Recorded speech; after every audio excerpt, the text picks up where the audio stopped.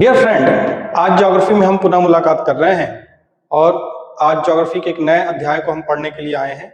और आज जो हमारा नया टॉपिक है वो है भारत के अक्षांश व देशांतर रेखाएं। देखिए, भारत के अक्षांश व देशांतर रेखाओं को पढ़ने से पहले हम लोग करते क्या है, हमेशा एक चीज हमने कहा कि ज्योग्राफी में पढ़ने के लिए एक बात जरूर करेंगे, हमेशा डायरेक्शन पहले लिख लेंगे। नॉर्थ, साउथ, यहाँ हमने ईस्ट लिखा, यहाँ पे हमने लिखा वेस्ट, यानी आपका ये डायरेक्शन है। तो आप समझिए कि यही रेखा है एकदम, ठीक है।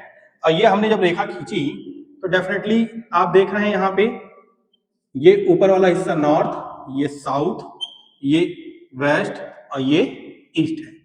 अब एक बात सोचिए, ये पृथ्वी है। पृथ्वी यदि पूरी तरीके से है तो अब पृथ्वी यदि को हम पार्टीशन कर रहे हैं कि देखिए पृथ्वी का अक्षांश रेखा क्या है, देशांतर रेखाएं क्या है, ये सारी चीजों को देखना है वन बाय वन, ठीक है। तो पहली बात समझिए कि इसको देखते कैसे हैं। देखिए, जो ये ऊपर वाला रीजन है इसको नॉर्थ बोलेंगे, यहाँ पे साउथ, और ये जो बीच की रेखा है इसको हम लोग बोल देते हैं इक्वेटर। इक्वेटर यानी मध्य रेखा।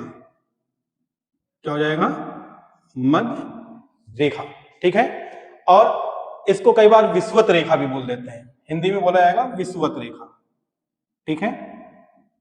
तीसरी बात, इसको भूमध्य रेखा भी बोल देते हैं, ठीक है, एवं भूमध्य रेखा, ठीक।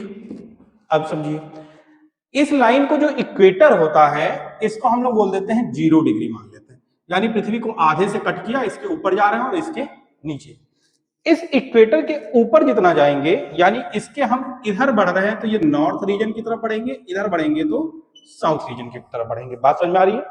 अब एक बात समझिए, अब होता क्या है हमारा, देखिए यहां पे मैंने देखा कि इस इक्वेटर पे हमने 4 पार्टीशन के, 2 ऊपर की तरफ और 2 नीचे की तरफ किया है। तो एक बात समझिएगा, जो इक्वेटर के जस्ट ऊपर है, यानी नीचे और ऊपर है, इसको हम मेंशन करते हैं 23.5 डिग्री। जो मैंने कहा कि ऊपर नॉर्थ होगा तो इसको एन लिखेंगे, इसको लिखेंगे 23.5 डिग्री साउथ। फिर इसके ऊपर नीचे क्या होगा, यहाँ पे कहते हैं 66 सही 1/2 डिग्री, ये हो जाएगा नॉर्थ रीजन, और यहां हो जाएगा 66 सही 1/2 डिग्री, ये हो जाएगा साउथ, ठीक है, ये साउथ हो जाएगा। दूसरी चीज, ये होता क्या है ये समझना है। आपको पता है कि नॉर्थ पोल पे यहां पे रीजन होता है आर्कटिक रीजन, आर्कटिक रेखा, आर्कटिक है, यहां पे अंटार्कटिक है, अंटार्कटिक,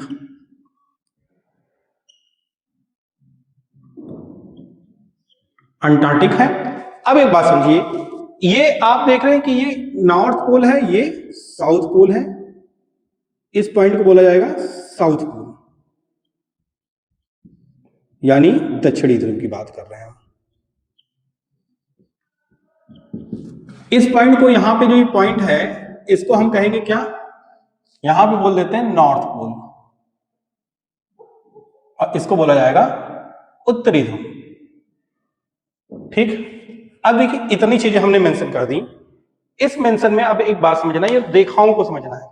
देखिए, ये जो रेखा होती है इसको बोला जाता है आर्कटिक रेखा, आर्कटिक रेखा बोल देंगे। इसको क्या बोलेंगे ये समझिए, इसको बोला जाता है कर्क रेखा, कर्क रेखा, और हिंदी में आप इसको जानते, इंग्लिश में जानते हैं Tropic of Cancer, Tropic of Cancer के नाम से जानते हैं, ठीक है। वो 23.5 डिग्री पे होता है, 23.5 डिग्री नॉर्थ पे आपकी क्या है, कर्क रेखा है, और 66.5 डिग्री नॉर्थ पे है आपकी आर्कटिक रेखा। इसी तरीके से आप देखिए 23.5 डिग्री पे, यानी इस साइड पे जो हम बात कर रहे हैं, ये रेखा जो होती है मकर रेखा कहलाती है, मकर रेखा, यानी Tropic of Capricorn, Tropic of Capricorn, ठीक है। और ये जो 66.5 डिग्री साउथ पे की बात कर रहे हैं, ये आपकी हो जाती है अंटार्कटिक, अंटार्कटिक लाइन, यानी अंटार्कटिक रेखा,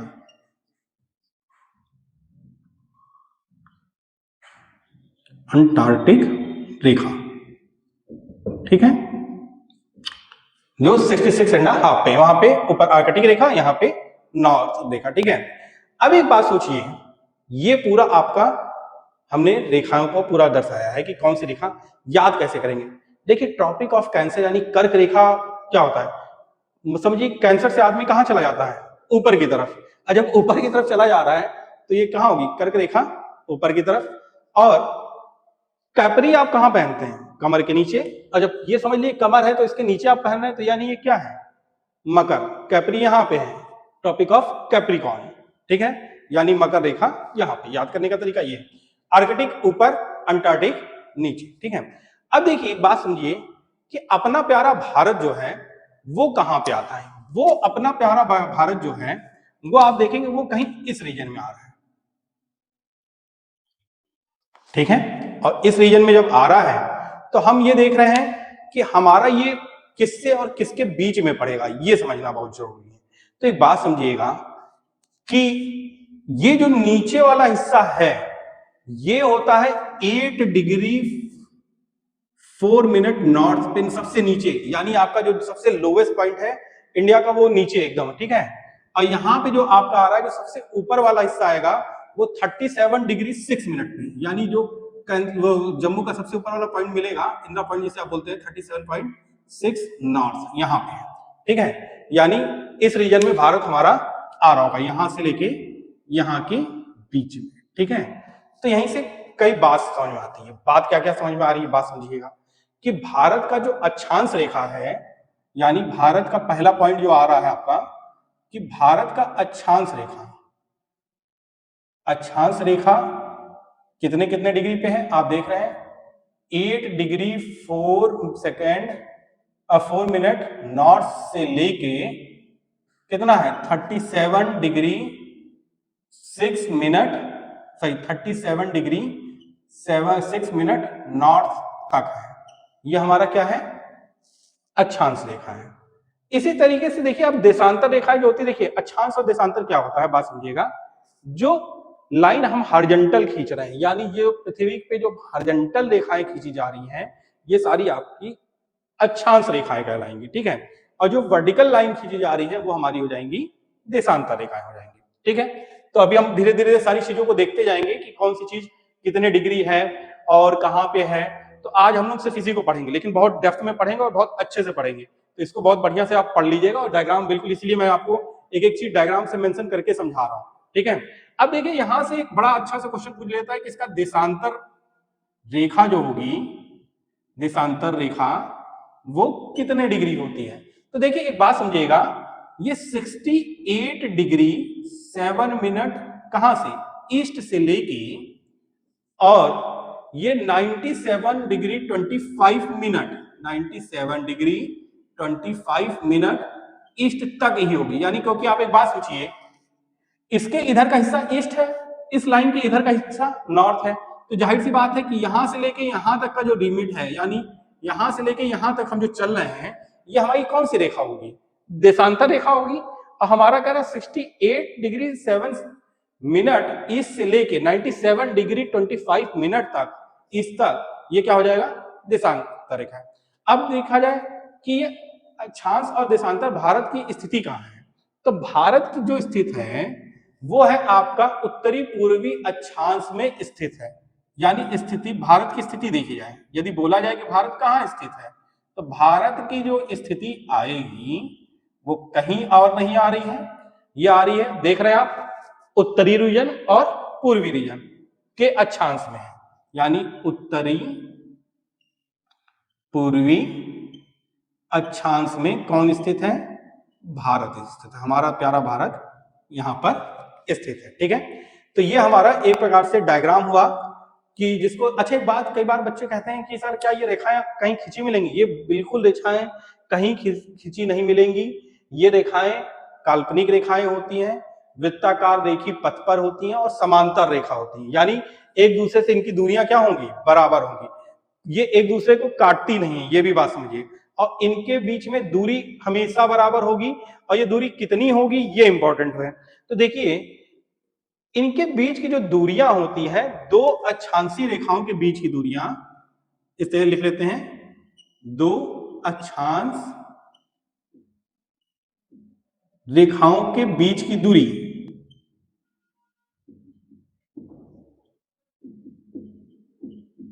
दूरी जो है वो होती है 111.13 किलोमीटर।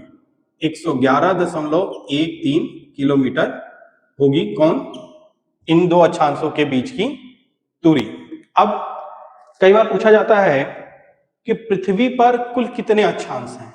देखिए पृथ्वी पे कुल टोटल 181 अक्षांश हैं, यानी 121 टोटल अक्षांश हैं, लेकिन अक्षांश रेखाएं कितनी हैं, तो अक्षांश रेखाएं 179 है। ये बात समझिएगा। तो एक बात समझिए, हम क्या कह रहे हैं, पृथ्वी पर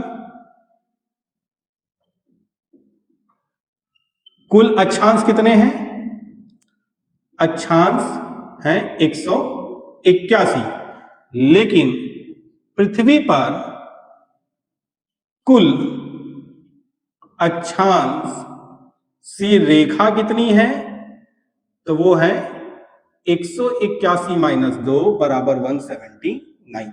यानी यहां और यहां वाले पॉइंट को, ये भी अक्षांशी रेखाएं हैं मानी जाती हैं, लेकिन पॉइंट तो है, अक्षांश तो है, लेकिन क्या है, वो दोनों पॉइंट कम है, वो इतना माइन्यूट है कि वो सीधे पॉइंट ही है, समझ लीजिए। ठीक है, तो इसलिए टोटल कितना हो जाता है 179। ठीक है, क्योंकि 179 इसलिए होता है कि इसमें हम दोनों ध्रुवों को 181 में दोनों ध्रुव भी जुड़े जाते हैं, तो यदि ये दोनों ध्रुवों को हटा दिया जाए तो लाइन आपको सिर्फ दिखाई देंगी कितनी, 179। ठीक है, यहां तक पहले नोट कर लीजिए और फिर इसके बाद हम आगे पढ़ते हैं। डियर फ्रेंड, आप लोगों ने ये नोट कर लिया, तो हम कुछ और अलग पॉइंट पे बढ़ते हैं।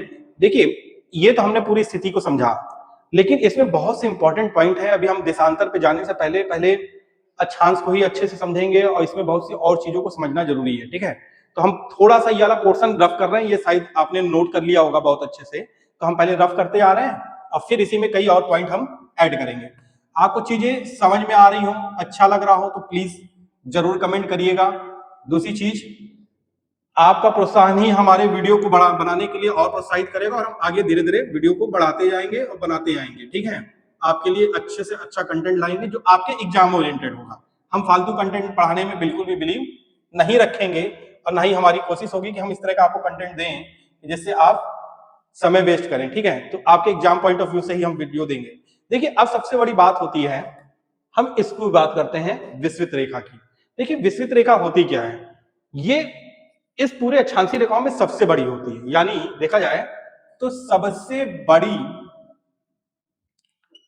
अक्षांश रेखा जो होती है वो कौन होगी, विस्वत रेखा की।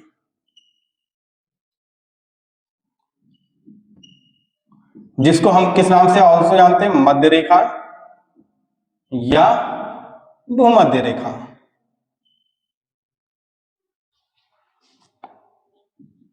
जिसको इंग्लिश में आप कहते हैं इक्वेटर।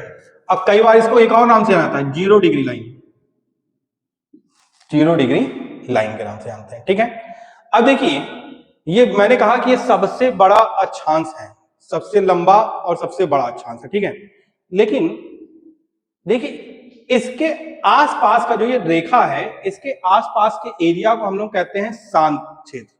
और क्यों कहते हैं, देखिए यहां पे उच्च ताप होता है व निम्न दाब होता है। क्या होगा, यानी इस रेखा के ऊपर नीचे का जो ये रीजन होता है, मान लीजिए इधर का रीजन ये पूरा, इसमें होगा क्या, उच्च ताप होगा व उच्च दाब होगा, तो इसीलिए इसको बोला जाता है क्या, शांत क्षेत्र। ठीक है, इसको हम शांत क्षेत्र कहते हैं। निम्न दाब सॉरी उच्च ताप और निम्न दाब होगा, दोनों इक्वल नहीं हो सकते, निम्न दाब। ठीक है, ये होता है, यानी टेम्परेचर ज्यादा होगा और प्रेशर कम होगा। अब देखिए इसके ऊपर, यानी यहां पे आने पे, सपोज करिए यहां पे पहुंचे 5 डिग्री इधर और 5 डिग्री इधर। ठीक है, इस क्षेत्र को हम लोग कह देते हैं डोल्ड्रम क्षेत्र। क्या बोलेंगे, डोल्ड्रम। जो ये वाला क्षेत्र है 5 डिग्री ऊपर और 5 डिग्री नीचे वाला, इसको बोला जाता है डोल्ड्रम क्षेत्र। डोल्ड्रम क्षेत्र बोला जाता है इसको। ठीक है, और इस क्षेत्र को ही कहा जाता है कि ये विश्व के हृदय का झोपड़ा कहा जाता है। क्या कहते हैं, विश्व के हृदय का झोपड़ा किसे कहते हैं, डोल्ड्रम क्षेत्र को कहते हैं।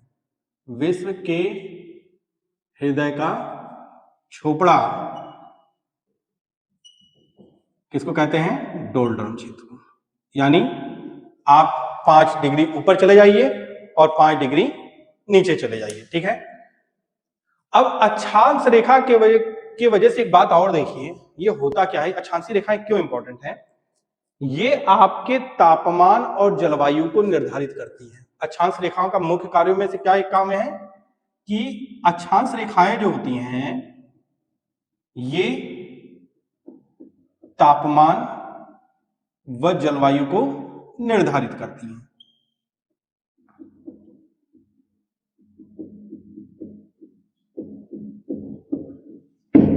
ठीक है, यहां तक की बात हो रही है। अब देखिए, भारत का आकार किसके निमा है? भारत का आकार देखा जाए तो पिछवाकार है, पिछवाकार। भारत का आकार देखा जाए पिछवाकार है इस पूरे डिग्री में, ठीक है। भारत का आकार पिछवाकार है। दूसरी चीज, भारत है कहां स्थित? तो भारत आप देख रहे हैं किस रीजन में है? ये मैंने कहा इस रेखा के ऊपर पूरा नॉर्थ रीजन है और इसके पूरे नीचे साउथ रीजन है। तो आप देख रहे हैं ये नॉर्थ रीजन में है, यानी 8 डिग्री 4 मिनट से लेकर 37 डिग्री 6 मिनट तक नॉर्थ रीजन में है। और आप यहां पे देख रहे हैं कि इधर यहां पे ईस्ट रीजन में ये पूरा आ रहा है आपका, और ईस्टर्न रीजन में आपका क्या आएगा, इसीलिए कहते हैं इसको क्या, उत्तरी पूर्वी अक्षांश रेखा पे ये स्थित है भारत हमारा, ठीक है। अब जिस जगह पे स्थित है, यहाँ पे आप देख रहे हैं एक रेखा कट रही है, और यही रेखा है हमारी कर्क रेखा, यानी ट्रॉपिक ऑफ कैंसर रेखा है, ठीक है।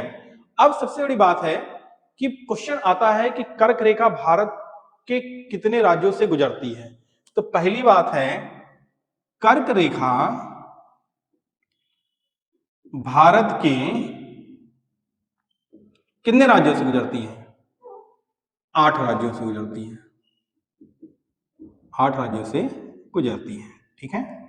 देखिए कौन कौन से हैं वो 8 राज्य, ये समझिएगा। गुजरात है, राजस्थान है, मध्य प्रदेश है, फिर उसके बाद छत्तीसगढ़ है,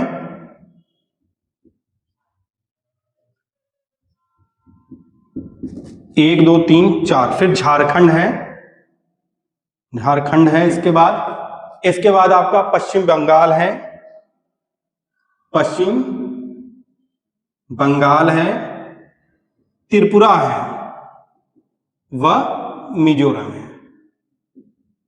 यानी आप देख रहे हैं 8 राज्यों से गुजर रही है, गुजरात, राजस्थान, मध्य प्रदेश, छत्तीसगढ़, झारखंड, पश्चिम बंगाल, त्रिपुरा और मिजोरम।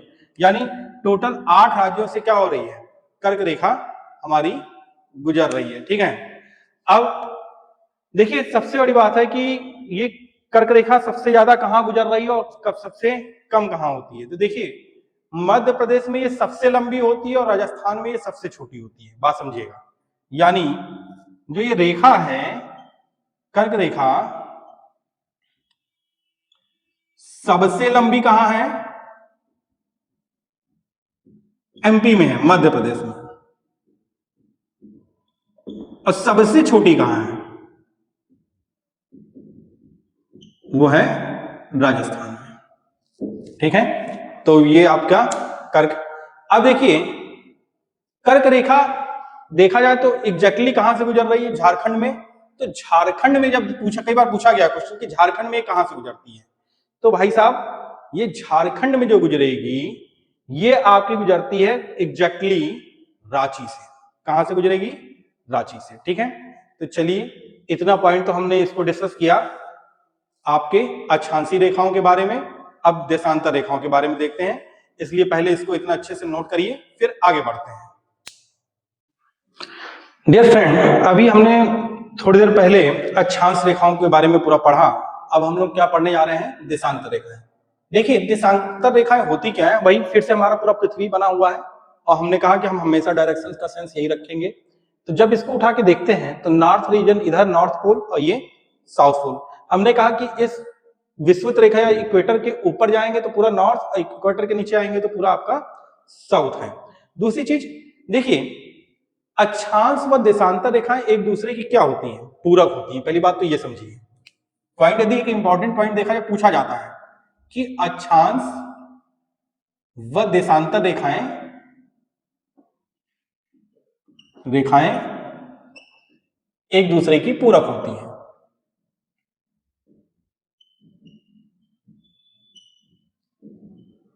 दूसरी बात, अक्षांश की तरह ही देशांतर रेखा भी एक काल्पनिक रेखा है, यानी ये कहीं आपको खींची हुई नहीं दिख रही, ये काल्पनिक है, यानी ये आभासी रूप में है। दूसरी चीज, अक्षांश रेखाएं आपने देखा कि वो इस फॉर्म में जा रही थी। हमने कहा था टोटल 181 है, दोनों पोलों को लेते हुए, अब पोल्स को यदि हटा दो तो 179 है। लेकिन आप देशांतर के केस में देखिए, देशांतर रेखाएं जो होती हैं ये क्षैतिज न हो के ये ऊर्ध्वाधर है, यानी वर्टिकल है। किस डायरेक्शन में? इस डायरेक्शन में।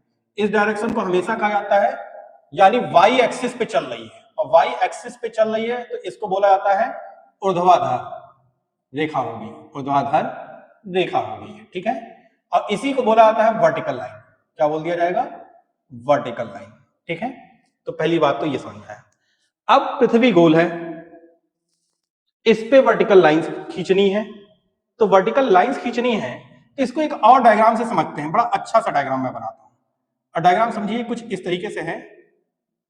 देखिए इस तरीके से मान लिए, तो हो क्या रहा है, यहां से यूं आई, यहां से यूं आई, यहां से यूं आई, और ये रेखा कुछ इस तरीके से जा रही है, फिर यूं आया, फिर यूं आया, फिर यूं आया। तो इस तरीके से आप जो रेखाएं देख रहे हैं, इसके अंदर से यूं रेखाएं जाती जा रही हैं, यूं खिंचाया, यूं खिंचाया, यूं आ रही है रेखा, यूं आ रही है वर्टिकल में, यूं आ रही है, और ये यूं, यानी ये सपोज करिए कि ये पूरा बीच का हिस्सा है। ऊपर से देख रहे हैं नॉर्थ पोल है, इसके नीचे में साउथ पोल है, ठीक है। तो आप एक बात सोचिए कि ये जो पूरा 60 डिग्री है, यानी ये पूरा जो देख रहे हैं, हर सर्कल को, ये पूरे सर्कल को कवर कर रही है वर्टिकल रेखाएं। तो इससे एक बात तो साबित हो जाती है कि कुल कितनी रेखाएं होंगी, तो हर डिग्री को के बराबर एक वर्टिकल रेखा। तो यानी देखा जाए भैया 360 डिग्री कोण है, तो 360 डिग्री कोण के लिए कितनी रेखाएं हो जाएंगी? 360 रेखाएं होंगी, और यही रेखाएं होंगी कौन सी? देशांतर रेखाएं, देशांतर रेखा। बात समझ में आ रही है? यानी आप देख रहे हैं कि हम डायग्राम से भी बना रहे हैं, कि डायग्राम को कुछ इस तरीके से बनाया, और सपोज करिए कि यहां से इस तरीके से है, और यहां से हमारा निकलता जा रहा है, कुछ यूं जा रहा है, कुछ यूं जा रहा है, इस तरीके से करके पूरी चीजें रेखाएं आती जाएंगी, ठीक है। तो यानी आप देख रहे हैं, ये हमने ऊपर वाला एक्सेस का लिया है, कि ऊपर वाला हिस्सा हम दिखाने की आपकी कोशिश कर रहे हैं कि आपको डायग्राम में चीजें और समझ में आए, ठीक है। हम अपने लेवल पे कोशिश कर रहे हैं कि कितना अच्छा बना पाए, ठीक है। तो ये चीज होती है, बात समझिए। दूसरी चीज, ये रेखाएं कहां से शुरू होती है, कहां पे गिरती हैं, ये बहुत इंपॉर्टेंट है। देखिए वर्टिकल रेखा, ये हमने बात कर ली। हमने कहा कि देखिए ये हमेशा कहां से स्टार्टिंग हो रही है, कहां से गिर रही है, तो देखिए इसको मेजर किया जाता है, हमेशा नॉर्थ पोल से स्टार्टिंग होगी और ये साउथ पोल पे गिर रही होगी। बात समझिएगा, ठीक है। दूसरी चीज, क्या ये इनके बीच की दूरी इक्वल होगी? बिल्कुल नहीं। देखिए यहां पे देख रहे हैं दूरी कम होती है, यहां पे दूरियां बढ़ती हैं, यानी अक्षांश से विषुवत रेखा की तरफ बढ़ने पर देखेंगे, अक्षांश से, अक्षांश सॉरी ध्रुव से, पोल से, मैं उल्टा बोल गया हूं, इसको मैं पहले रफ कर दे रहा हूं, तब आगे थोड़ा लिखते हैं। डायग्राम समझाने के लिए बनाया था ये मैंने आपके लिए, 1 बाय 1 सारे पॉइंट्स लिखते जाते हैं, साथ में नोट्स भी आपका तैयार हो जाएगा, और उसी हिसाब से हमें चलना है। देखिए हम क्या कर रहे हैं, ऊपर पोल से चल रहे हैं, नॉर्थ पोल से। पहली बात तो रेखाएं होती कहां से हैं, एक पॉइंट तो ही लिख लीजिए, रेखाएं, देशांतर रेखाएं जो होती हैं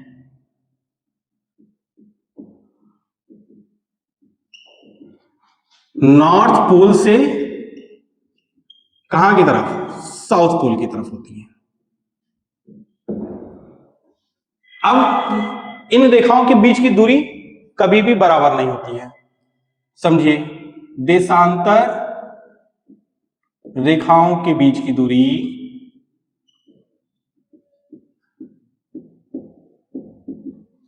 समांतर नहीं होती है, ये समझिए। क्यों नहीं होती है, बात देखिए। यहां पे देख रहे हैं दूरी कुछ और, यहां दूरी कुछ और, यहां दूरी कुछ और, ठीक है। चौथा पॉइंट देखिए क्या है,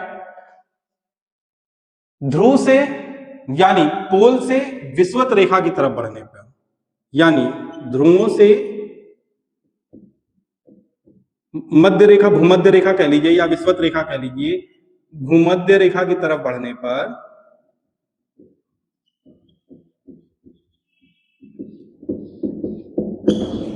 देशांतर रेखाओं के बीच की दूरी बढ़ती है, बीच की दूरी बढ़ती है। तथा इसका उल्टा भी होता है। इसका उल्टा क्या होता है, भूमध्य रेखा से ध्रुव की तरफ बढ़ने पर, भूमध्य रेखा से ध्रुव की तरफ बढ़ने पर, ध्रुवों की तरफ बढ़ने पर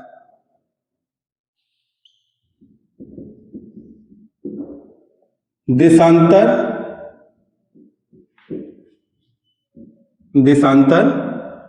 रेखाओं के बीच की दूरी कम होती है, के बीच की दूरी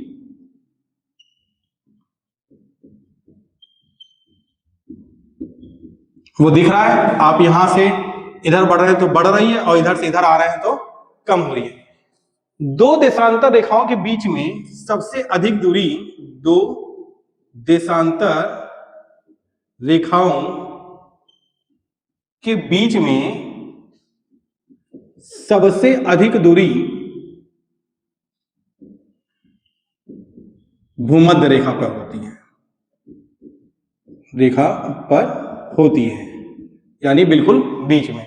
अब वो कितनी होती है, ये दूरी जो होती है वो 111.32 किलोमीटर के बराबर होती है, जो सबसे बड़ी होती है, ठीक है, सबसे लंबी दूरी होगी, ठीक है। दूसरी बात समझिए कि देशांतर रेखा कहां से, नॉर्थ से हमेशा दक्षिण की तरफ गिरती है, यहां तक हमने कहा, ठीक है। अब देखिए यहां से एक चीज और पूछा जाता है कि कुल देशांतर रेखाएं कितनी हैं, तो हमने बता ही दिया है 360 होती हैं। अब देखिए जीरो पॉइंट कहां पे है, ये बहुत अच्छा है। देखिए जीरो पॉइंट जो है वो है आपका अंटार्कटिक महासागर में है, यानी अंटार्कटिक महासागर से जीरो पॉइंट चालू होता है, यानी जहां से ये रेखाएं चालू हो रही हैं ये अंटार्कटिक महासागर पे है। दूसरी बात समझिए, ये करती क्या है, ये रेखा जो होती है, जो जीरो पॉइंट अंटार्कटिक महासागर से निकलती है, यह जीएमटी और अक्षांश रेखा को अंटार्कटिक महासागर में काटती है, इसलिए बनता है, ठीक है। यानी जीएमटी जो होती है, जीएमटी रेखा ग्रीनविच टाइम आपने सुना होगा, ग्रीनविच टाइम, और अक्षांश रेखा को अंटार्कटिक में काटती है, ठीक है। अब जीएमटी लाइन जो होती है वो कहां कहां से गुजरती है, ये बात समझिएगा। तो एक बड़ा अच्छा क्वेश्चन आता है कि जीएमटी कहां कहां से गुजरती है। तो देखिए जीएमटी जो लाइन है, जीएमटी रेखा, ये यूरोप, अफ्रीका और अंटार्कटिका से गुजरती है। कहां से गुजरती है, यूरोप, अफ्रीका व अंटार्कटिका टीका से गुजरती है, ठीक है, ये हो गया। अब एक बात सोचिए, हमने कहा कि जीरो पॉइंट कहां है, अंटार्कटिक महासागर में है, ठीक है। दूसरी चीज, जीरो डिग्री, यानी जो जीरो डिग्री है ये बनता कहां है, ये जीरो डिग्री जो होगा ये आपका बनता है इंग्लैंड के लंदन के ग्रीनविच में स्थित है। जीरो डिग्री जो है लंदन में के अंदर ग्रीनविच है, ग्रीनविच जगह है, और उस ग्रीनविच जगह में ये जीरो डिग्री लाइन मेंशन है, वहीं से ये रेखा निकल रही है, जीरो डिग्री रेखा, जीरो डिग्री रेखा वहीं से निकल रही है, ठीक है। इसीलिए इसे ग्रीनविच रेखा भी बोलते हैं। इसे क्या बोला जाता है, ग्रीनविच रेखा भी बोला जाता है, ठीक है। ना तो ये रेखा नॉर्थ में है, ना तो ये रेखा साउथ में है, ये भी ध्यान रखिएगा। कई बार क्वेश्चन पूछ लेता कि नॉर्थ में है कि साउथ में है, तो जीरो डिग्री रेखा ना तो नॉर्थ में है और न ही साउथ में है। पहले इतना कॉपी कर लीजिए, फिर उसके आगे हम बढ़ते हैं। देखिए देशांतर रेखा में हम लोगों ने इतना सब चीजें पढ़ा कि कहाँ से लाइन शुरू होती है, कहाँ पे लंदन के ग्रीनविच जगह से 0 डिग्री रेखा चालू होती है। टोटल जो है 360 रेखाएं हैं और 360 डिग्री पे है ये, ठीक है। दूसरी चीज हमने देखा नॉर्थ पोल से साउथ पोल के बीच में है, पोल्स पे इनकी संख्या, पोल्स पे इनके बीच की दूरी कम होगी, विषुवत रेखा या भूमध्य रेखा पे इसकी दूरी अधिक होगी। ये सब सारे पॉइंट्स थे। इसमें कुछ और इंपॉर्टेंट पॉइंट हैं, उनको हम नोट करते हैं। पहले ये पोर्शन आपने कॉपी कर लिया होगा, तो हम थोड़ा सा ये वाला पोर्शन रफ कर रहे हैं, और रफ करने के बाद इसमें थोड़ा सा हम आगे बढ़ते हैं और आगे बढ़ के फिर और कुछ पॉइंट्स को नोट कर लेते हैं, क्योंकि बहुत इंपॉर्टेंट है। देशांतर रेखा आज ही खत्म हो जाएगा, अक्षांश और देशांतर, तब आपका ये कंफ्यूजन नहीं रहेगा। फिर थोड़ा बहुत पॉइंट बचेगा तो उसको हम अगले टर्न में पढ़ लेंगे, तो जिससे आपका जो है सारा कोर्स ऑटोमेटिक कंप्लीट हो जाएगा इस टॉपिक के रिगार्डिंग। देखिए ज्योग्राफी को एंजॉयमेंट के साथ पढ़ना चाहिए, जितना एंजॉय करेंगे उतना ही ज्यादा आपको फायदा मिलेगा। हम लोगों ने एक बात और किया था, देखिए यहीं पे ये भी था कि विषुवत रेखा पे जो है देशांतर रेखाओं के बीच की दूरी सबसे अधिक होती है। अब वो दूरी आपको पता है 111.32 किलोमीटर के अप्रॉक्स होती है, ठीक है। अब देखिए जो 0 डिग्री लाइन की हमने बात की थी, ये 0 डिग्री लाइन ही जो होती है ये मानक समय बनाती है, मानक समय को बताती है, ये ध्यान रखिएगा, ठीक है। मानक समय बताती है, और यानी इसी को हम क्या कहते हैं, वॉच टाइम कहते हैं, वॉच टाइम कहते हैं। और इसी को हमने क्या बोला था, Greenwich mean time, Greenwich mean time यानी जीएमटी बोलते हैं, जीएमटी के नाम से भी इसे हम जानते हैं। अब जीएमटी होता क्या है, स्टैंडर्ड टाइम यही है, आर लिखा जाता है, फिर इसके बाद मिनट लिखा जाता है एम, और फिर इसके बाद एस ये लिखा जाता है, ठीक है। अब देखिए एक क्वेश्चन बड़ा अच्छा पूछा जाता है, ये 0 डिग्री रेखा के बारे में पूछ लिया गया, लेकिन आप जब यदि वनडे एग्जाम्स में किसी भी एग्जाम्स को कंपटीशन में देने आ रहे हैं तो पूछा जाता है 180 डिग्री रेखा के बारे में भी, तो हम उसको भी देख लेते हैं। सॉरी, 180 रेखा कहां पे होती है, 180 डिग्री रेखा ये होती है प्रशांत महासागर के बीच में स्थित है, प्रशांत महासागर के बीच में 180 डिग्री स्थित है, ठीक है। दूसरी बात आप समझिए, ये क्या होता है, ये रेखा का काम क्या है, ये बात समझिएगा। ये अंतरराष्ट्रीय तिथि रेखा कहलाती है। 180 वो तो 0 डिग्री टाइम बताती है, लेकिन डेट कैसे डिफाइन करेंगे, वो 180 डिग्री से। तो इसी रेखा को हम लोग किस नाम से जानते हैं, अंतरराष्ट्रीय तिथि रेखा, क्या कहेंगे, तिथि रेखा, डेट, इंटरनेशनल डेट लाइन बोलते हैं, तिथि रेखा। तिथि शायद गलत मैंने लिख दिया है, तिथि को हिंदी में देख लीजिएगा, ये मेरी थोड़ी सी हिंदी उतनी अच्छी नहीं है कई बार कुछ चीजों में, ठीक है। तो इसको हम लोग बोलते हैं इंटरनेशनल डेट टाइम के नाम से जानते हैं, ठीक है। ये हो जाएगा, ठीक है। अब कह रहे कि यदि ये तिथि बता रही है तो ये इसी के साथ तो आपको ये भी है कि जो तिथि बताएगा वो डायरेक्टली क्या बताएगा, कैलेंडर को बताएगा कि नहीं बताएगा, क्योंकि कैलेंडर हमारा किससे निर्धारित होता है, तिथि से, और दिन से निर्धारित होता है या कैलेंडर के टाइम से, तो यानी ये क्या करता है, कैलेंडर को निर्धारित करता है, यानी कैलेंडर के समय को बताता है, कैलेंडर टाइम को बताता है, ठीक है, कि किस दिन कौन सा सब पड़ेगा। इंटरनेशनल डेट लाइन होगा, सॉरी यहाँ टाइम लिख दिया मैंने गलती से, इंटरनेशनल डेट लाइन, ठीक है। फिर देखिए ये तो हो गया। अब हमने एक चीज लिखी थी आपको, 82 डिग्री जब हम अक्षांश रेखाएं बना रहे थे तो उसमें एक बात कहा था हमने कि 82 डिग्री एंड हाफ ईस्ट में क्या है, यह रेखा के बारे में पूछा गया था। हमने कहा था कि भारत जो होता है इनके बीच में 82 डिग्री ईस्ट ये रेखा जो है, देशांतर जो रेखा है, ये भारत के को दर्शाती है, और भारत का यहाँ से बहुत इंपॉर्टेंट टाइम, जो भारत का स्टैंडर्ड टाइम है, यानी Indian standard time, Indian standard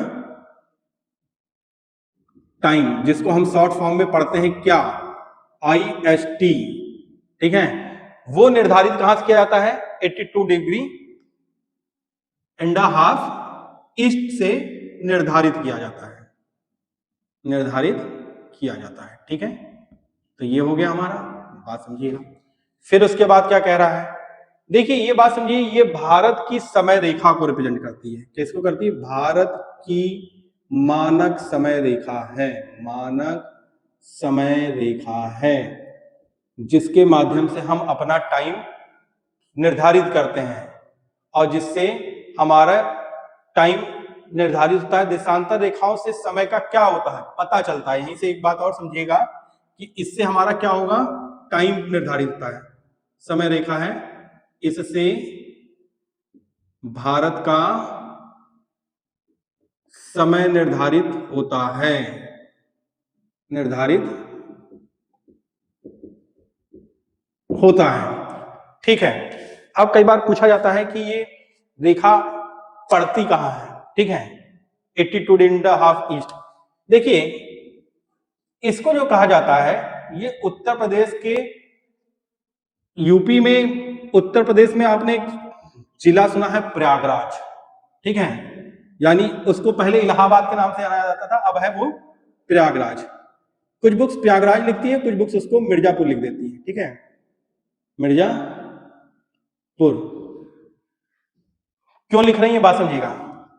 standard तो माना जाता है प्रयागराज के नैनी में, और नैनी में माना जाता है तो वो हो जाएगा जो ये 82 एंड हाफ डिग्री ईस्ट जो जा रही है वो प्रयागराज के नैनी से गुजर रही है, तो इसलिए ये प्रयागराज में ही लिखा जाता है। लेकिन कभी कभार कुछ बुक्स में आप देखेंगे वो मिर्जापुर भी लिख देते हैं। ऑप्शन में यदि प्रयागराज नहीं है तो वहां पे आप मिर्जापुर आसपास में वही एक जगह बचेगा। ठीक है, तो उसको आप लगा सकते हैं, लेकिन स्टैंडर्ड टाइम तो यही होगा आपका। ठीक है, प्रयागराज में नैनी के पास ये स्थित है। इससे आपको क्या पता चला? देशांतर रेखाएं जो होती हैं ये समय के साथ साथ तिथियों को निर्धारित कर रही हैं, और तिथि को भी निर्धारित कर रही हैं, तो ये हमारे वॉच टाइम को निर्धारित कर रही हैं और साथ में कैलेंडर को निर्धारित कर रही हैं। तो एक बात तो बहुत इंपॉर्टेंट ये भी तो निकल के आ रही है, ये घड़ी के समय के साथ साथ कैलेंडर को निर्धारित करती है, कैलेंडर को निर्धारित करती है। बात समझ में आपने देखा, क्योंकि देखिए इन्हीं देशांतर रेखाओं के हिसाब से आप देखते होंगे कि हम अमेरिका से कितने घंटे पीछे हैं या यूएई से हम कितने घंटे आगे हैं, तो ये सब चीजें चलती। जापान में सूरज जब क्यों समय पहले हो जाता है, क्योंकि हमारा देखता है जापान इधर पड़ रहा है, तो यानी जाहिर सी बात है इधर की जो रेखा होगी यहाँ पहले सूर्य मारा गया, फिर उसके बाद इधर इधर हम कैलकुलेट करते चले आते हैं, फिर इसके इधर जाते हैं। बात समझ में? तो ये चीजें होती हैं। तो जीरो रेखा के आप, जीरो रेखा जो होती है उस रेखा के इधर जाते हैं तो पॉजिटिव जाते हैं, इधर जाते हैं तो निगेटिव होते हैं। उस रेखा पे जो देश आता है उसी के हिसाब से हम अपने घड़ी की सुइयों को समय बढ़ाते या घटाते हैं। कल हम लोग जो एक चीज देखेंगे, कल हम लोग इसके आगे की चीज पढ़ेंगे। आज हम लोग इतना ही पढ़ रहे हैं, कल हम लोग पढ़ेंगे जीएमटी और आईएसटी में रिलेशनशिप, यानी जो जीएमटी का समय निर्धारित किया जा रहा है, जीएमटी को कैसे निर्धारित किया जा रहा है और आईएसटी को कैसे किया जा रहा है, ये कल हम लोग पढ़ेंगे। ठीक है, आज हम लोगों ने सिर्फ पढ़ा अक्षांश रेखा, देशांतर रेखा और इन दोनों की सारी प्रॉपर्टीज को पढ़ लिया। इससे ज्यादा आपके एग्जाम में वनडे में नहीं पूछा जाएगा, चाहे आप एसएससी दे दीजिए, चाहे आप वनडे का कोई भी एग्जाम दीजिए, सारे के सारे एग्जाम्स आपके ज्योग्राफी के इस टॉपिक का मतलब अक्षांश और देशांतर का सारा कवर कर दिया है मैंने। ठीक है, तो पहली बात तो इतनी चीजें नोट कर लीजिएगा, और नोट करने के बाद आपसे मेरी रिक्वेस्ट है यदि आपको वीडियो पसंद आ रहे हों तो ज्यादा से ज्यादा लोगों को शेयर करिए और लाइक करिए और सब्सक्राइब करिए, क्योंकि आपका सहयोग ही हमें अगला वीडियो बनाने के लिए प्रोत्साहित करेगा। आज के लिए इतना ही।